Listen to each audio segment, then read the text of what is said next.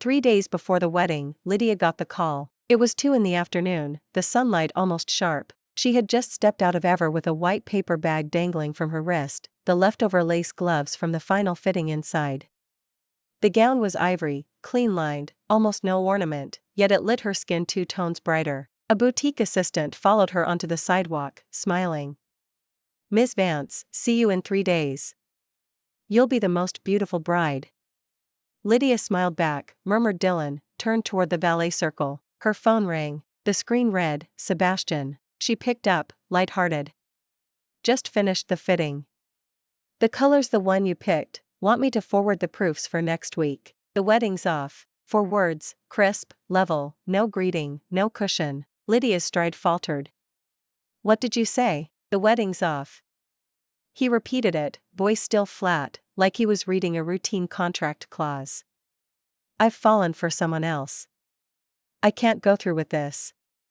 "Ms. Vance, sorry." She stood at the mouth of the valet lane, traffic streaming behind her, horns blaring, wind snapping, somebody shouting into a phone somewhere. She drew one slow breath. Then, softly, "Okay. End call." She stayed there, staring down at the white bag. After a long moment she walked to the curbside bin and dropped the lace gloves inside. No hesitation, clean discard. Just like the relationship that had barely started and was already over. Back at the penthouse she packed in 20 minutes. She had never been one to leave escape routes. When she'd first moved into the apartment the Sterling family arranged, she'd brought only a suitcase of clothes, her laptop, and a pot hose clipped from her own place. She left with exactly that. Dragging the wheelie case down the corridor, she met Mr. Benson at the elevator bay. The old steward glanced at the luggage, something flickering in his eyes, but he only asked, "Ms. Vance, are you?" Lydia gave him a calm smile. "I'm moving back to my place. Please tell Mr. Sterling I'll return the relocation stipend in full, anything else can go through legal counsel." Mr. Benson opened his mouth, then closed it. She nodded, pushed through the lobby doors, and left. In the rideshare she leaned against the window, watching the city slide by in a blur. She and Sebastian had been matched by their fathers, pure corporate strategy, 2 companies stitched together by a wedding band.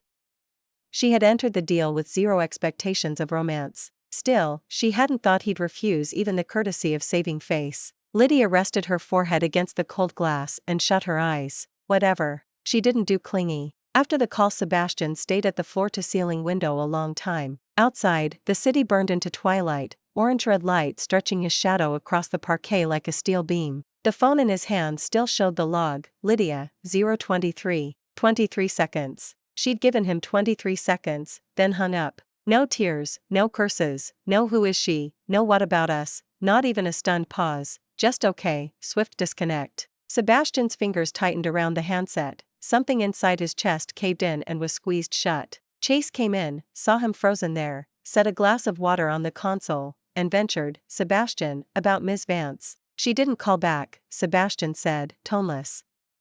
"I know." Chase hesitated. "I meant, this person you said you love, who?" Sebastian was silent a beat, then turned. "No one." Chase blinked. "Then why?" "I needed a reason," Sebastian cut in, voice still level but threaded with raw gravel, "a reason that would make her walk away for good." Chase exhaled eventually. "Sebastian, you're in love with Lydia." Not a question. Sebastian didn't deny it. Silence was confession. He hadn't seen it coming either. The betrothal was struck early last year. His father announced it over breakfast. Sebastian shrugged. Mergers came in many forms. First meeting, in the Sterling living room, his father presented Lydia with the line, "Your future wife." Sebastian braced for the usual performance, calculated shyness or strategic sweetness. Instead she lifted her eyes, cool and clear, and said, "Alex, I'm Lydia, 26, financially independent. If you have doubts about this arrangement, voice them now so we don't waste time." 3 seconds of stunned quiet. Sebastian barked out a laugh, something he hadn't done in years. His father glared, he swallowed the rest, cleared his throat, and said, "Ms. Vance, pleasure." They began to meet. Lydia defied every label. She never shadowed him, never pried, never bombarded him with "Where are you? Did you eat?" She ran her own studio, her own calendar, her own universe. She shared when she felt like it, she didn't orbit him. He assumed that freedom would feel light. Instead, he kept gravitating toward her. One night, insomnia at 2 a.m., he sat in the kitchen, hollow-eyed, unwilling to brave the bedroom.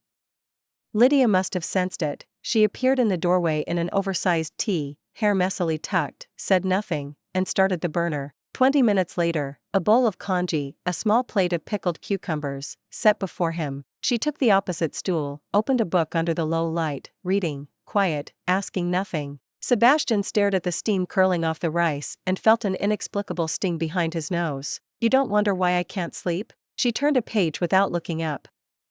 "When you want to talk, you will. When you don't, congee beats questions." Something inside him shifted, a knot loosening, space filling. He began cataloging her. Warm water before breakfast. Cilantro nudged to the rim yet never mentioned. Dog-eared pages where sentences made her mouth twitch in a silent reread.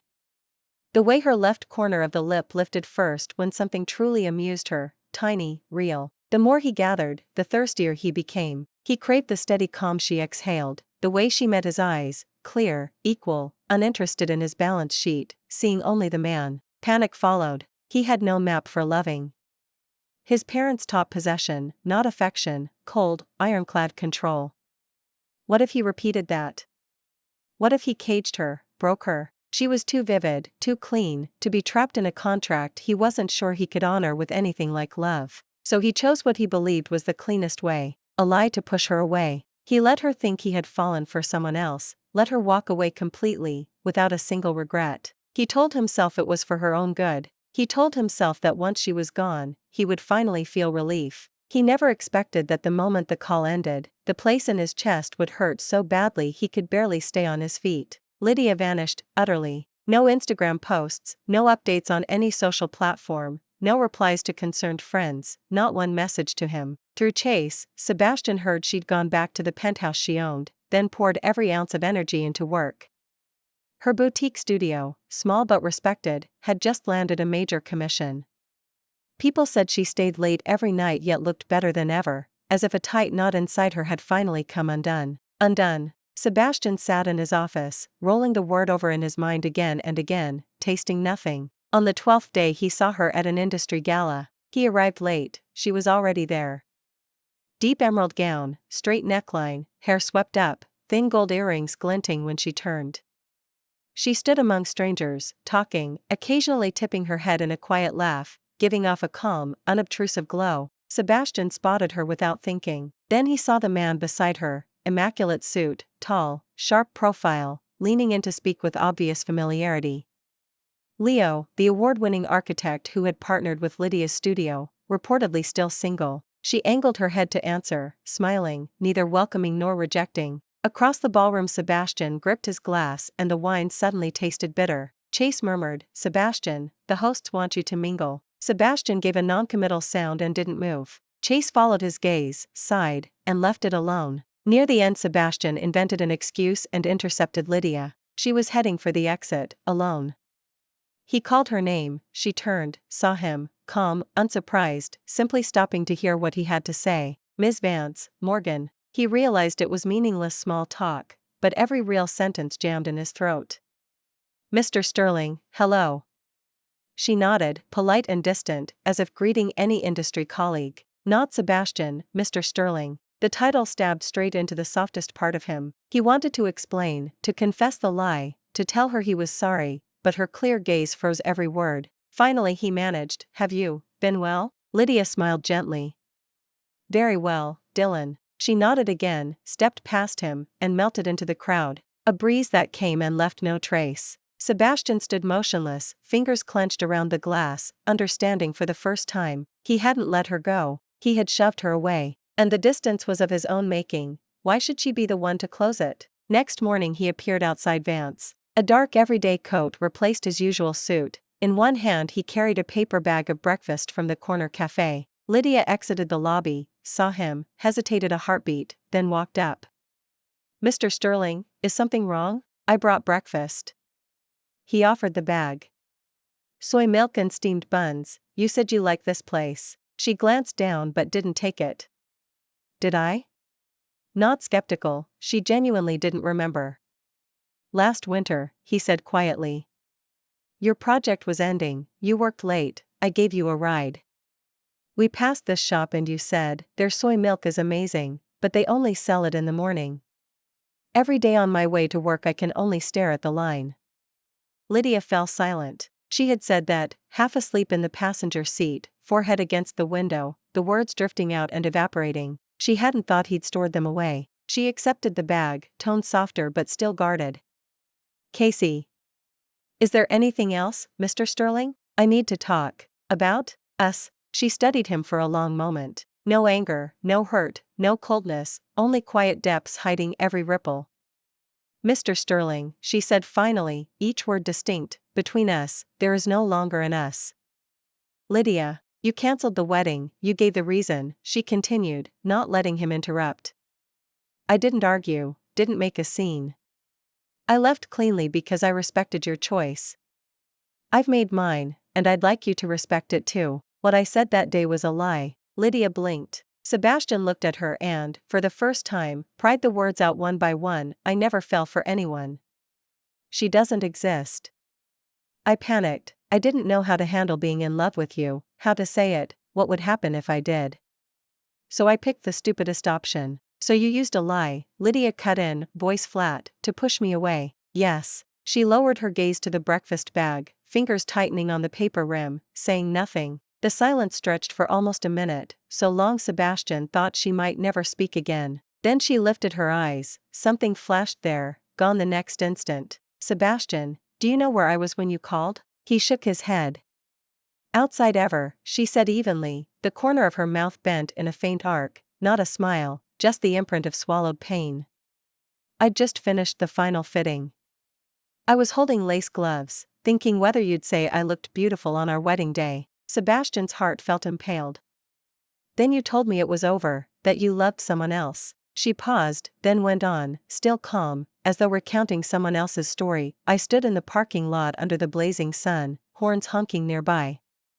After a minute I tossed the gloves into the curbside bin, hailed a rideshare, went home, packed, and left. The whole time I felt fine, perfectly calm, until that night, alone in the penthouse, pulling out the suitcase, a short break, Sebastian saw her draw a quiet breath. I cried for hours. Sebastian shut his eyes. All this time he had believed her composure meant she didn't care, that their relationship had been no more than a contract she could shrug off. Now he understood, she had simply carried the pain alone, so steadily he'd never noticed the wound. I'm sorry, he spoke, voice a little hoarse. Lydia, I'm sorry. An apology doesn't fix anything, she said, shaking her head. It's not that I won't forgive you, it's that what happened can't be undone. Apologies won't change the fact that I cried alone for half that night. She lifted her eyes and met his, perfectly clear. You're telling me this now because you regret it, or because you've actually figured things out? Both, he answered without looking away. But more than regret, I've finally understood one thing. What thing? I shouldn't have made choices for you. He said, I thought pushing you away was best for you, but I never asked what you wanted, what you could handle. I picked a path for you and told myself it was kindness, when it was really arrogance, not love. Lydia stared at him and said nothing. Street wind lifted the loose strands framing her face, she left them untouched, standing there while something in her expression shifted, slowly, minutely, yet Sebastian couldn't read it. You finished? She asked. Not yet, he said. I also want to say, I'd like to start over, if you're willing. Lydia lowered her gaze, stayed silent a moment, then said, I need to think. Okay, go on ahead, she added, raising her head, calm. I have work. Sebastian nodded, said nothing more, and walked away. Lydia lingered by the lobby doors, watching his silhouette recede, the breakfast bag still dangling from her hand. She glanced down, opened it, 2 cups of soy milk, 4 steamed buns, and at the very bottom a packet of tissues topped by a sticky note that read, The buns are hot.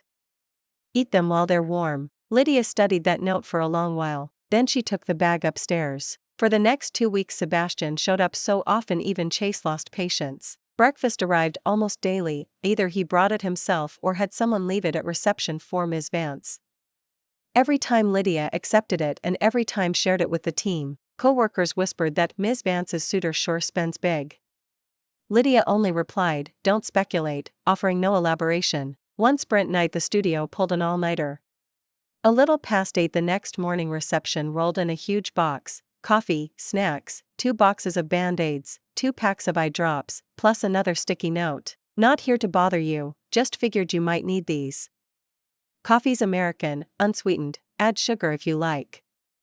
The whole room went silent for 3 beats, then turned as one to Lydia. She eyed the note, sighed inwardly, and said evenly, distribute the coffee, 1 each. Back to work. That night Stella called, near tears, Lydia. He sent Band-Aids. Eye drops. You know what that means? He actually pictured what your crew might need.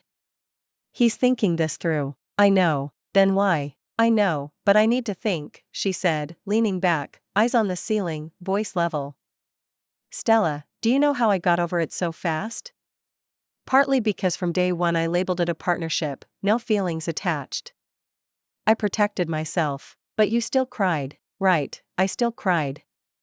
Lydia paused. Proof I'd already cared, only I hadn't noticed.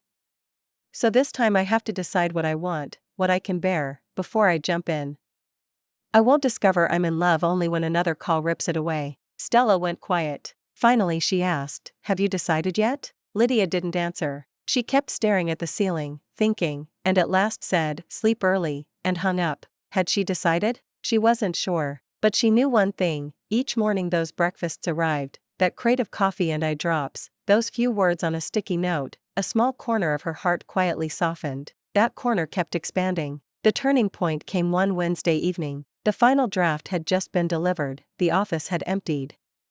Alone at her desk, Lydia stared at the screen, brain blank, too drained to move or leave. Her phone lit up. A message from Sebastian, did you eat today? You looked wiped at Project Close. A new bistro opened downstairs, supposed to be good. Want to try?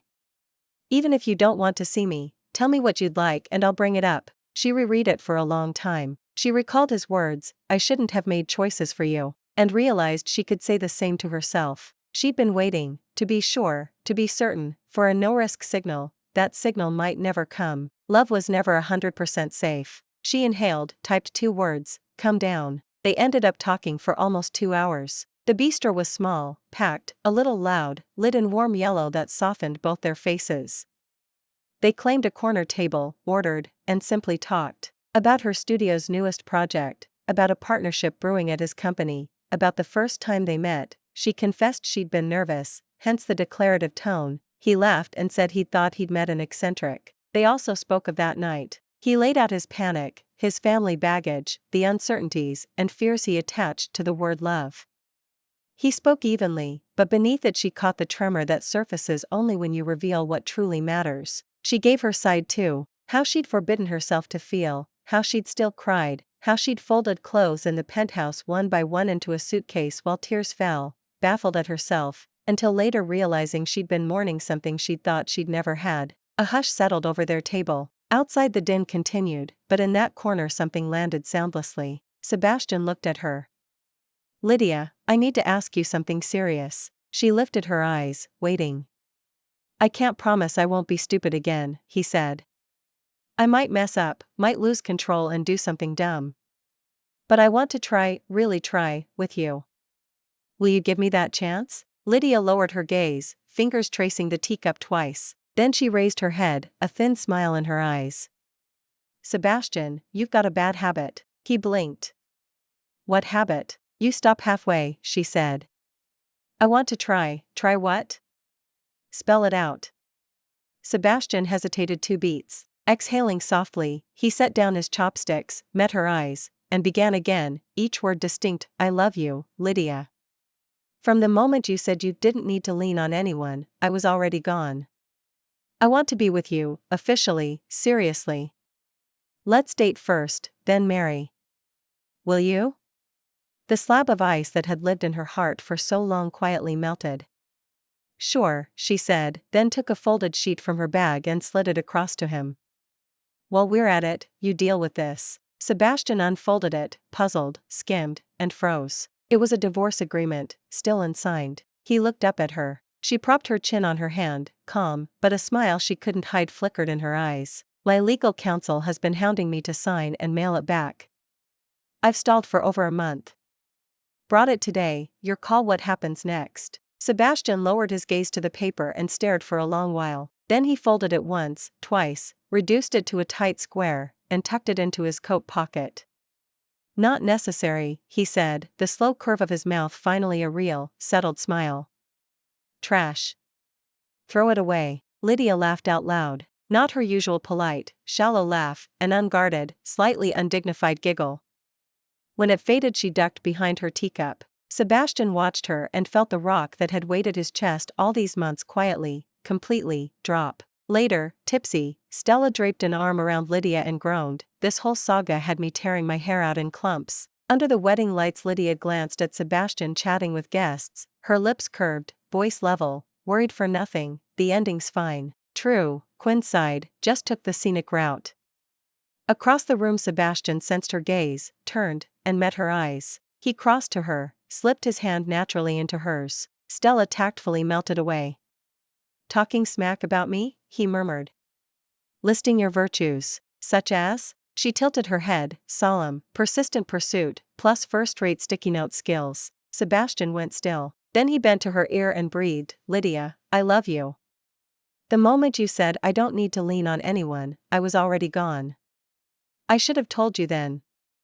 My fault." She blinked, stunned, then lifted a face whose normally calm eyes now sparkled like scattered starlight. Would have saved time if you'd said so earlier. Sebastian smiled. Yeah, should have said it sooner, but they'd made it in time. Year 1 of marriage taught Lydia plenty she hadn't known about him. He hated the cold but would never admit it. In winter he'd step out in a single coat. When she draped a scarf around him he'd mutter, "I'm fine," ears reddening as he wound it on. He couldn't cook but studied diligently. One dawn he attacked a recipe for her breakfast, scorched the eggs, filled the kitchen with smoke, and stood clutching a spatula, defeated yet defiant. I followed it exactly. She bit back laughter. Flame too high. Oh, want a lesson? He considered, then handed her the spatula, utterly serious. Teach. She guided his hand on the heat. He watched like a model student. When it was done he plated it ceremoniously. Verdict? She tasted. Not bad.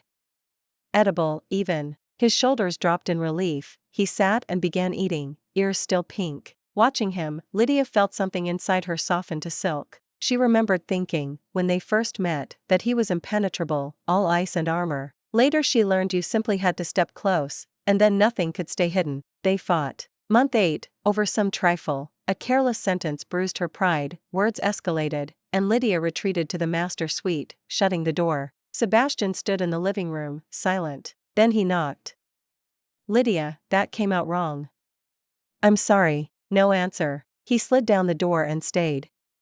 You don't have to forgive me now. Just know I was wrong.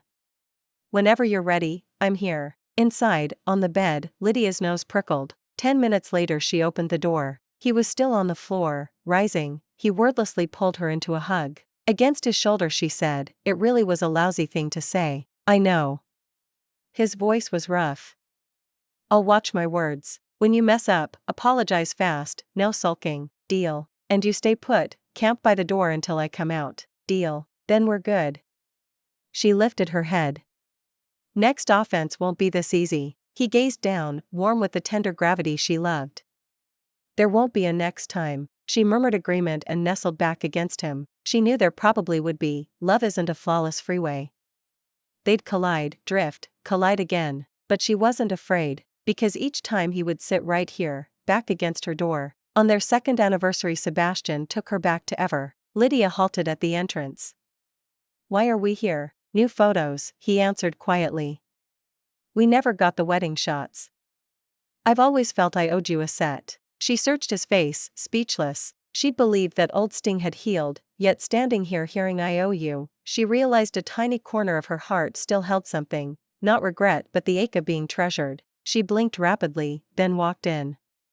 Let's not block the doorway. During the shoot the photographer asked them to look at each other. She turned, his calm gaze already waited, the same steady light that had never wavered. As the shutter clicked she thought, this is enough. No need for thunderbolts or fireworks, just these eyes meeting hers, ordinary moment after ordinary moment, earnest every time. Enough. Later Lydia tried to pinpoint when she'd truly fallen for him. Over wine she and Stella replayed every scene. Stella declared, had to be that bowl of congee. Lydia shook her head.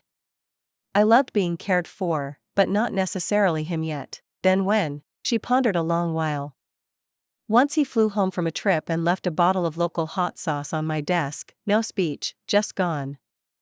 I asked how he knew I loved spice. He said, you add hot sauce to every takeout order. I remembered. Stella blinked. That's it? That's it. Lydia smiled.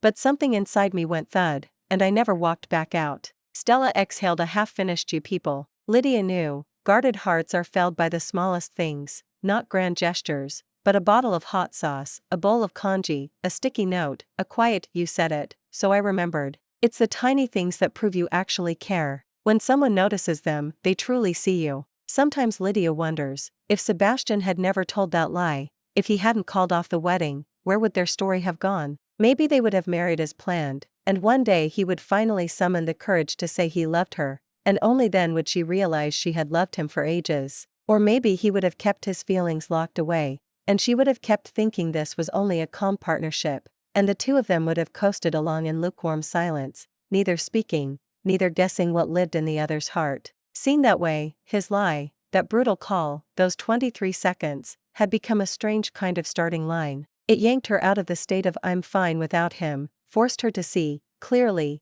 for the first time, that she already cared, had cared for a long time. She had simply been lying to herself. She told him this once, late at night, the two of them leaning against the sectional after a movie, lights low. You know what, she said. That call actually cleared something up for me. What? I love you, she answered, voice level, as if stating a fact long since verified. Before it, I didn't know, after it, I did. Sebastian was quiet a moment, then pulled her a fraction closer. In that case, I guess the lie was worth it. Not worth it, she said. You should have told me straight. Yeah, he murmured. You're right. She felt him lower his head, chin resting on her hair, his tone soft but certain. Next time I'll say everything straight, no detours, no lies, no decisions made for you. Lydia didn't answer, she only shifted a little nearer. Wind moved outside, tree shadows sliding across the wall. The living room was hushed except for their breathing. She thought, this must be what she once wanted but hadn't dared to imagine. Not some thunderbolt, just one person, present, at night, in every ordinary second, seriously saying, I know I was wrong, I'll do better, I love you, I'm here. That alone was enough, truly enough. Later, Chase egged Sebastian on to write the whole Win My Wife Back saga, claiming it might make a book. Sebastian glanced at him and didn't answer. But one afternoon he scrolled through his phone, found the photo of the sticky note, and sent it to Lydia, the one a co-worker had secretly snapped the first time he left her a note. He had finally tracked it down. The steamed buns are hot, eat them while they're warm. She stared at the message, silent a few beats, then typed 2 words, childish, followed by a tiny smiley face. He looked at that emoji for a long time, then saved the screenshot. Somehow Chase caught wind of it and cornered him. Sebastian, man, chasing Ms. Vance was historic. Known you forever, never saw you voluntarily deliver breakfast. Sebastian said, never met anyone worth delivering it to. Chase shut up after that and went back to work. Lydia's studio soon landed a huge project. They were swamped, and she often got home after midnight. Sebastian never rushed her, never said, still working this late? He simply made sure the kitchen light was on and food was warm, sometimes waiting for her, sometimes asleep, but the meal was always hot. One night she found him on the sectional, head propped on a cushion, asleep, a book open on his lap with a sheet of paper marking the page. She leaned in, it was a list, crowded with tiny things she had mentioned lately. She wants new running shoes, says these blister, check her size. Says the studio chairs suck, back always sore, look up ergonomic options. Sleep's been light, easy to wake, find out why, maybe overworked. Hasn't had her favorite Szechuan place in ages, take her soon. Lydia stood there reading, nose suddenly stinging. She could not recall when she had said any of it, casual chatter, forgotten as soon as spoken, yet he had recorded every line. She slipped the paper back, went to dish up the food, returned, and nudged him gently. He opened his eyes, saw her, voice rough with sleep. You're home. Yeah, she said. Food's great, Casey, you waited. He gave a sleepy grunt, sat up, and automatically steadied the bowl in her hands. Looking at him, Lydia curved her lips. Love, she thought, is exactly this, not some heart-stopping instant, but a list, a lit kitchen, a gravelier home, and all of it knitting together into absolute certainty. She lowered her head and ate every bite with quiet care. Stella once asked, if you could do it over, would you wish he never made that call, or let everything play out the same? Lydia thought a long while, then said, let it play out. Stella blinked. Why? That call made you cry for days. I know, Lydia answered. But before it, I believed I didn't care. After it, I knew I did. Without that call, I might still be unclear. Stella fell quiet, then said, expensive price, tears for clarity. Isn't all clarity bought that way? Lydia murmured.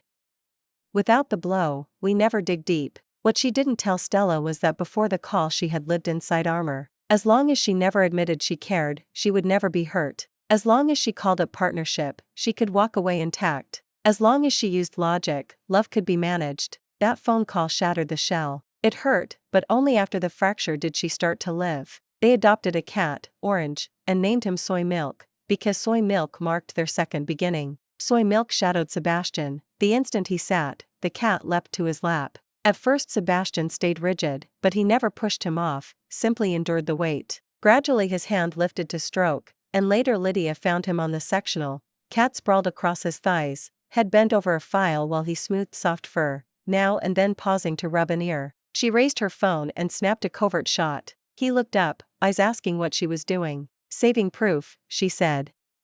So I can show you what you really meant by, I don't like animals. He lowered his gaze, fingers still moving through fur. Soy Milk, he said evenly, she's lying. The cat meowed. Lydia doubled over laughing, unable to stop, the sound winding through an evening that held nothing special at all. Yet that, she knew, was exactly what she wanted. This man, this cat, this room, this ordinary, enduring, unspectacular but rock-solid life. Enough. More than enough. Thank you for listening. On a scale of 1 to 10, how would you rate today's story? If you liked this video, give it a thumbs up and share it with friends. We look forward to your comments, and don't forget to subscribe for more stories. See you next time.